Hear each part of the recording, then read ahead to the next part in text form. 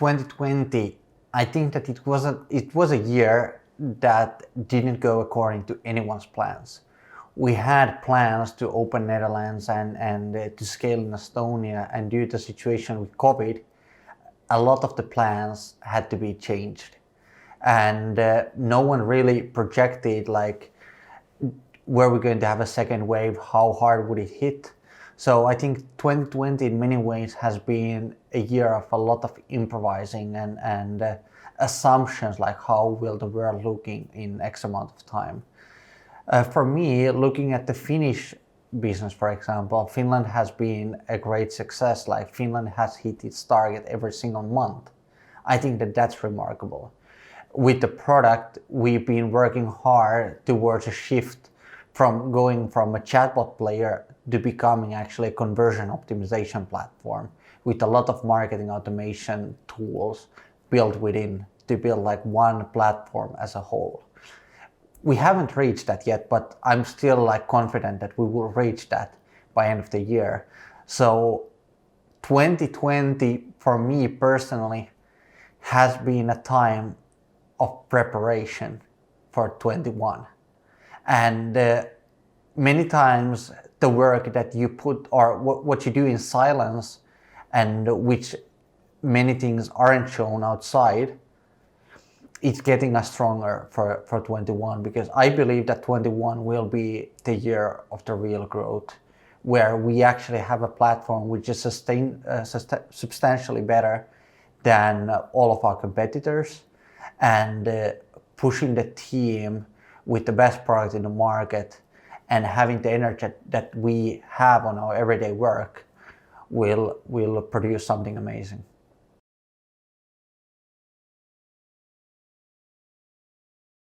Where should I start? I think that there has been so many challenges that it's even hard to break down, because looking at the beginning of the year, it was still like, I think in January that me and Teemu, while I was visiting UK, we were looking at our closing rates. We were like 5 times lower on telco meetings than meeting someone in person. And in February we were planning like, how do we raise our face-to-face meeting numbers? And basically on March, we were pushed basically to go fully online sales. I have never been good in that. I hate cameras. I'm not good in coaching anyone to do something which I'm not doing good myself. So we basically had to reinvent our whole way of selling.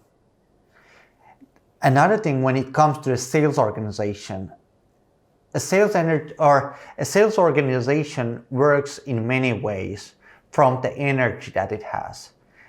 Like words are 8% of the whole communication, and the rest is basically like tone of voice and the like body language.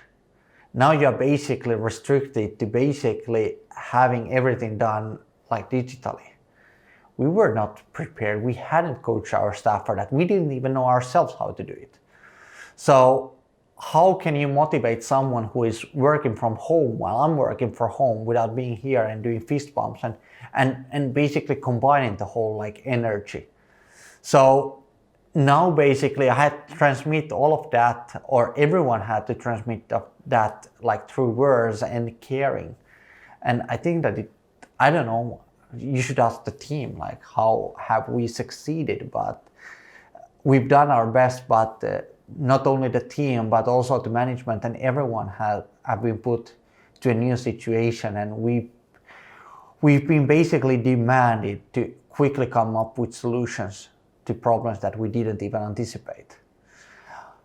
But looking at the year as a whole, I still think that the team has been able to keep itself like quite united, and the whole team, not the management but the team itself, has done a lot of effort, that we've been able to keep the same spirit that Leadoo had before COVID during the whole COVID time as well. And I hope that next year we are back in the normal track, that we can actually organize stuff with the whole team.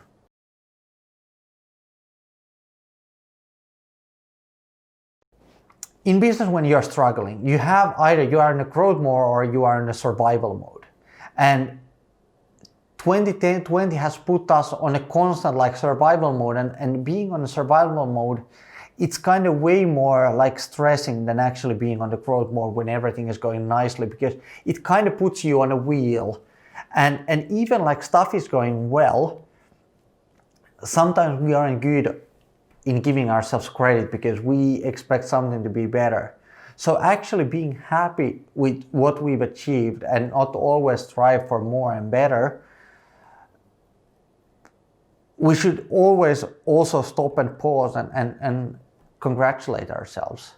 So maybe that's something that I've learned to be like more humble to myself than, because I've always been that person who is demanding more and do better, and we want to grow faster, and 2020 has made me to be like, let's go or let's not try to grow that fast.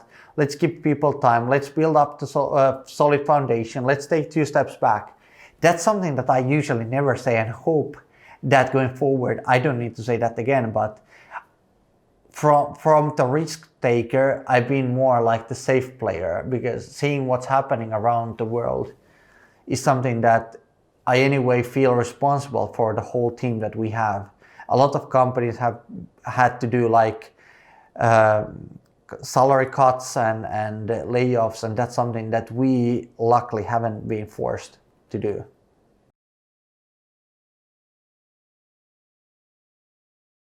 I see that HubSpot is like a spaceship.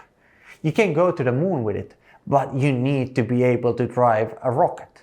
While Leadoo is basically a car which gets you from place A to place B when you want to go, and it's easy to use. You don't need like 10 consultants to help you use it. So combining the best features that there is in marketing automation and different type of sales technology, and making it very easy to use for the end customer, and knowing all the features that we have on the roadmap, still looking at 21, the product is already becoming amazing, but the tech team is still striving to do it even better. So I believe from the product end, 21 will be a showcase for us.